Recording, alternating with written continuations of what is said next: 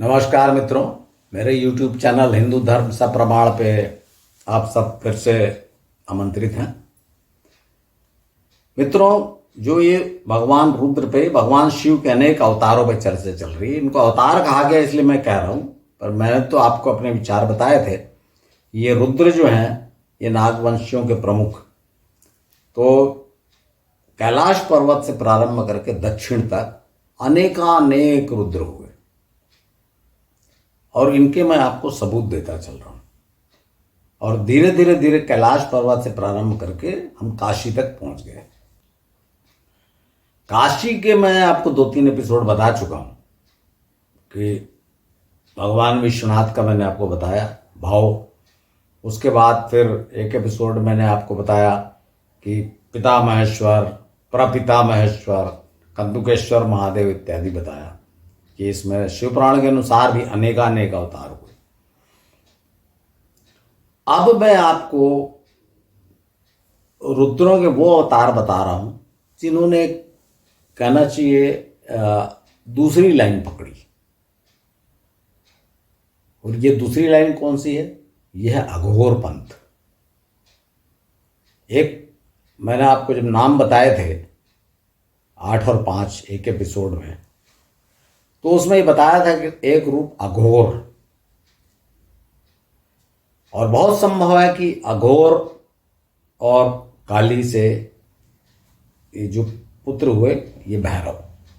पहले मैंने आपको शायद भाव और उसके बताया था कि देखिए अंदाजा लगाते चल रहे हैं। अब अघोर रूप से मैं इसलिए बोल रहा हूं कि आपने अघोर पंथ, अघोरी ये सब सुना होगा, तो ये नाम यहां से आया अघोर से, अर्थात जिनको शिवपुराण में भगवान शिव का अघोर अवतार कहा गया। और इसमें भी आश्चर्य आपने, मैं भी बहुत खोजा, नहीं मिलता है, लेकिन मैं आपको खैर वो अलग एपिसोड बताऊंगा। यहां मैं आपको बता देता हूं कि ये अघोर पंथ में, अर्थात ये जो रुद्र हुए अघोर, इनके 10 वंश वाले समझिए या इनके 10 पुत्र समझिए। ये पक्का बताया नहीं जा सकता कि एक के बाद एक हुए या इनके ही 10 हुए। तो ये 10 नाम का वर्णन है। अब इन नामों को आपने ज्यादा नहीं सुना है, सुना भी होगा तो इनको इससे जोड़ने में आपको शायद नहीं जोड़ पाए होंगे। लेकिन देखिए, जो ये अघोरी हैं इनका सेंटर काशी है। काशी में ही स्मशान, मणिकर्णिका घाट, महाश्मशान ये सब आते हैं।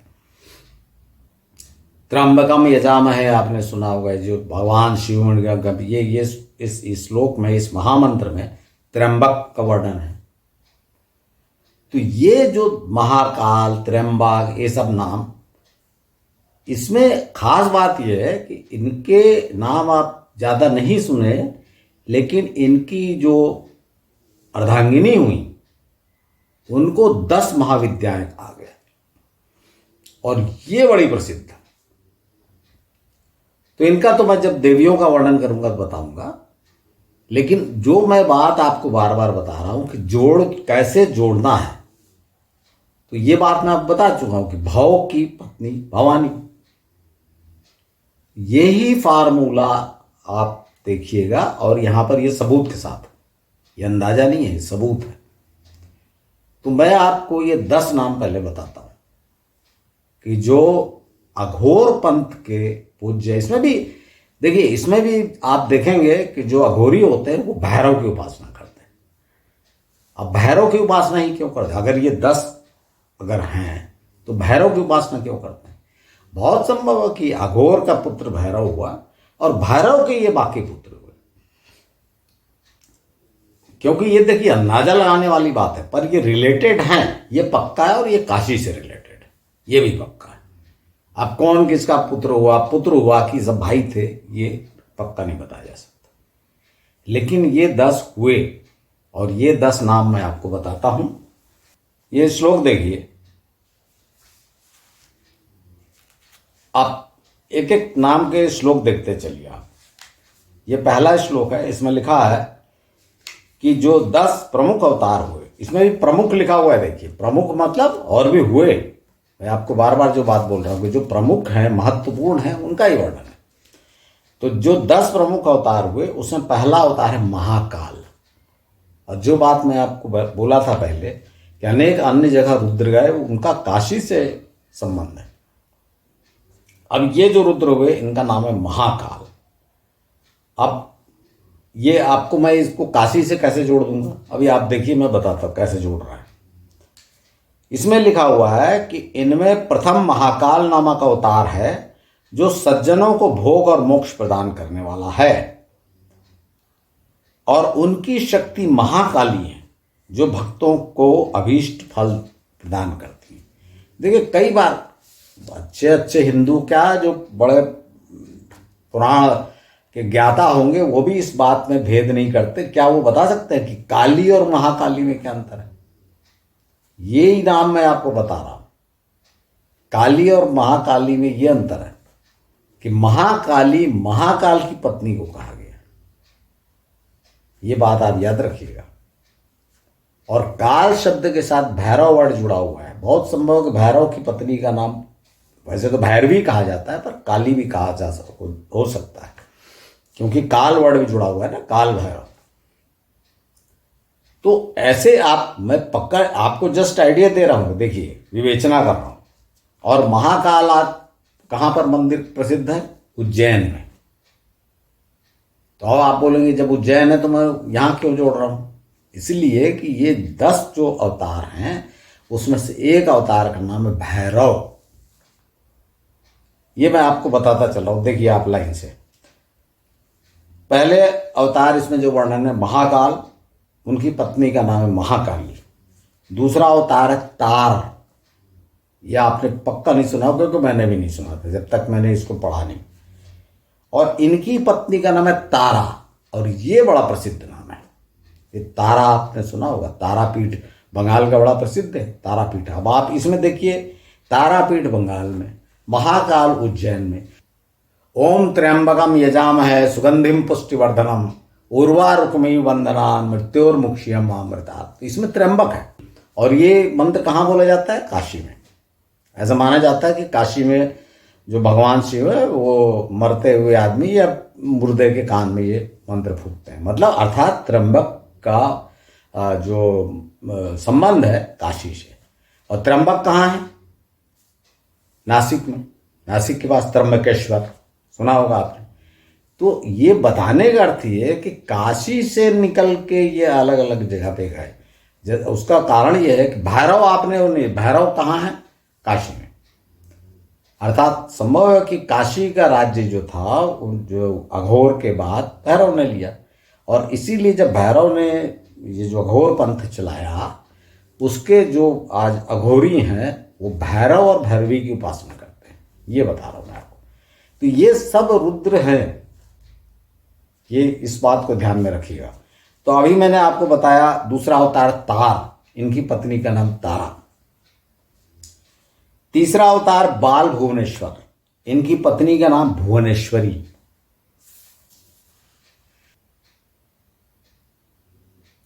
चौथा अवतार षोडश, इनकी पत्नी का नाम षोडशी। और ये जो 10 महाविद्याएं बोल रहा हूं, इनमें आप नाम देखिएगा, ये सब नाम आ रहे हैं 10 महाविद्याएं। और उनके बारे में बड़ा वर्णन है, वो आपको मैं बात बताऊंगा कि भगवान शिव जब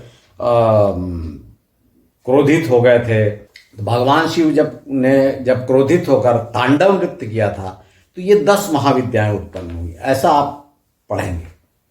अब फिर वही चमत्कार की बात होगी, तांडव नृत्य किया, 10 महाविद्याएं कैसे उत्पन्न हुई? तो आप ये देखिए 10 महाविद्याएं कौन है? ये जो 10 रूप हैं जिनको शिव का अवतार कहा गया, अर्थात रुद्र समझ लीजिए, उनकी पत्नी है।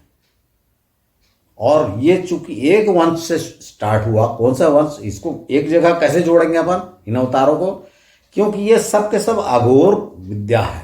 ये जो 10 महाविद्याएं हैं ना, इनको तांत्रिक लोग इनकी उपासना करते हैं। इस बात का आप स्मरण रखिएगा। ये सब के सब इनकी जो स्थान होते हैं वो तांत्रिक पीठ होते हैं। तो जो भुवनेश्वर हुए, बाल भुवनेश्वर, उनकी पत्नी भुवनेश्वरी। और चौथा अवतार जो षोडश हुआ, उनकी पत्नी षोडशी। 5वां अवतार इसमें लिखा हुआ है भैरव। ये श्लोक देख लीजिए, और इनकी जो महाशक्ति है वो गिरिजा भैरवी नाम से प्रसिद्ध है, जो सज्जनों और उपासकों की कामनाएं पूर्ण करती हैं। ये 5 हो गए। अब शिव का 6वां अवतार, ये एक श्लोक और देखिए। शिव का 6वां अवतार है छिन्न मस्तक। ये समझ में नहीं आता था, मुझे भी नहीं समझ में आता था कि आप कहानी जब पढ़ेंगे ना कि देवी ने अपना खुद का सिर काट दिया, उसमें से खून की धाराएं निकली, उनकी सहेलियों ने कहा प्यास लगी है, तो देवी ने अपना गर्दन काट दी, सर काट दिया और उसमें से खून की धाराएं निकल के गई सहेलियों के मुंह में। इस तरह कहानियां, विचित्र कहानियां पढ़ेंगे। तो ये जो शिव का 6वां अवतार है छिन्न मस्तक, इनकी पत्नी का नाम है छिन्न मस्तिका। और ये आप बड़े आश्चर्य से देखते होंगे 10 विद्याओं में ये रूप, जिसमें उन्होंने स्वयं अपना सर काट दिया था। और ये एक श्लोक देखिए। शिव के 7वें अवतार का नाम है धूमवान और इनकी पत्नी का नाम है धूमावती। ये रूप भी आप देखते होंगे। 8वां अवतार है बगलामुख और इनकी पत्नी नाम बगलामुखी। और ये देखिए, आप जब देवियों का वर्णन होगा तो मैं आपको विस्तार पूर्वक बताऊंगा। और ये बगलामुखी देवी इनमें बड़ी प्रसिद्ध है और ये भी तांत्रिक पीठ है। आपने बड़ा प्रसिद्ध जो बगलामुखी पीठ है दतिया में, ये आपने सुना होगा, पीताम्बरा पीठ जिसे कहा जाता है, बगलामुखी देवी का पीठ है। ये बड़ा तांत्रिक पीठ है। तो जो मित्रों मैं आपको जो बता रहा हूँ कि जो 10 महाविद्या है, 10 ये तंत्र क्या बोलेंगे, तंत्र मार्ग से संबंधित है। और तंत्र मार्ग कायम है अघोर पंथ में, जो मैं आपको बता रहा हूँ कि अघोर पंथ में है। अच्छा, अर्थात अघोर के जो पुत्र हुए या उनका वंश चला, जो भैरव से चला, वो ये है जिन्हें अघोरी कहा जाता है, तांत्रिक कहा जाता है। ये इसे हिंदू धर्म में वाम पंथ माना जाता है। नॉर्मली जो गृहस्थ हैं वो ये तंत्र विद्या से दूर रहते हैं, वो मंत्र साधना करते हैं। गृहस्थों के लिए मंत्र साधना कही गई है और ये तांत्रिक कहे जाते हैं जो तंत्र विद्या, तंत्र उपासना करते हैं। बगलामुखी देवी के बाद 9वां अवतार है शिव का, इसमें कहा गया मातंग। ये श्लोक देखिए, मातंग और इनकी पत्नी है मातंगी। और 10वां अवतार शिव का है वो है कमल, कमल नाम वाला है और उनकी पत्नी का नाम है कमला। ये 10 महाविद्या है। तो ये देवियों का तो मैं डिटेल बाद में आपको बताऊंगा, पर यहाँ पर जो बताने का उद्देश्य है कि ये जो 10 अवतार हैं ये काशी से संबंधित हैं, क्योंकि भैरव काशी से संबंधित है। और अर्थात जो अघोर रूप है वो काशी से संबंधित है और अघोर पंथ काशी से प्रारंभ हुआ। अब उसके बाद ये अवतार अलग अलग स्थानों पे गए, जैसा होता है, मैं आपको पहले ही बताया था, क्योंकि इतिहास देख रहे हैं ना, तो अलग अलग जगह इन्होंने अपना राज्य स्थापित किया। जैसे उज्जैन में महाकाल हो गया, त्र्यंबक नासिक में हो गए और तारापीठ वाले बंगाल चले गए। इस तरह का है। अब इस पर 100% सबको नहीं खोजा जा सकता। मैं आपको सिर्फ इतिहास बताने के लिए जितने मिले और जितना मैं घुमा हूँ, सबके मिल जाएंगे। मैं आपको ये नहीं बता रहा हूँ कि नहीं, मतलब मैं नहीं गया हूँ, क्योंकि एक आदमी सब जगह पे कहाँ ढूंढता रहेगा। तो इस कारण से जितने मिले मित्रों मैंने आपको बताया कि ये जो 10 अवतार, ये और इस बात का सबूत है कि काशी जो है वो एक बहुत ही प्रमुख इनका रुद्रों का केंद्र रहा और पीढ़ियों तक, अनेक पीढ़ियों तक ये रुद्रों की राजधानी या समझ लीजिए नगरी रही। इसीलिए इसे भगवान शिव की नगरी कहा जाता है। और ये प्राचीन काल की बात है, क्योंकि आप बाद में देखेंगे तो भीष्म ने आक्रमण किया काशी पे, काशी नरेश को, वो सब बहुत बात की बात है। ये मैं आपको बता रहा हूँ जब काशी में आर्यों का अधिकार हुआ उसके पहले, यानी जब काशी को रुद्र छोड़ के चले गए उसके पहले की बात है ये। तो मित्रों, आपको आशा है ये एपिसोड पसंद आया होगा और इस दृष्टि से काशी को आपने शायद नहीं देखा होगा। और आपका एक आश्चर्य और कि भाई आखिर ये 10 महाविद्याएं कौन है। देखिए, देवी में भी अलग अलग मैं आपको बताऊंगा कि नव दुर्गा आप मनाते हैं, फिर 10 महाविद्याएं हो गई, उसके अलावा फिर और कई अलग अलग देवियां हैं। तो इसलिए उसको अलग एपिसोड की ज़रूरत है। मैं आपको अलग से बताऊंगा, क्योंकि विस्तार पूर्वक एक ही एपिसोड में सब नहीं बताया जा सकता। इस एपिसोड में मैंने आपको सिर्फ ये बताया कि जो अघोर रूप शिव का है, या जो रुद्र अघोर थे, यहाँ से एक दूसरी परिपाटी शुरू हुई, वाम मार्ग, यानी तंत्र जो विद्या है, और श्मशान साधना, ये सब यहाँ से स्टार्ट हुआ। और ये जो 10 नाम मैंने आपको बताया और इनकी पत्नियां, इनका बड़ा महत्व तंत्र साधना में है, और ये आपने देखा होगा। और इसलिए अघोरियों के जो प्रमुख रहते हैं ना, वो ये 10 रहते हैं, इनकी करते हैं। और इसके और भी जो मैं आपको बोल रहा हूँ ऐसा नहीं है, इसके आपको सबूत मिलेंगे, आप देखे होंगे आपकी भाई। इनके जो तांत्रिक रहते हैं कई जगह, जैसे कामाख्या में गया था, कामाख्या में भी आप देखिए वहाँ बड़ा उसको तांत्रिक पीठ माना जाता है। वहाँ पर लोग मंत्र सिद्धि करते रहते हैं और रात के समय जाते नहीं लोग। उज्जैन में आप जाके देखिए, उज्जैन में जो महाकाल मंदिर, तो ठीक है महाकाल का हो गया, महाकालेश्वर जिसको कहा है, शिवलिंग का नाम महाकालेश्वर।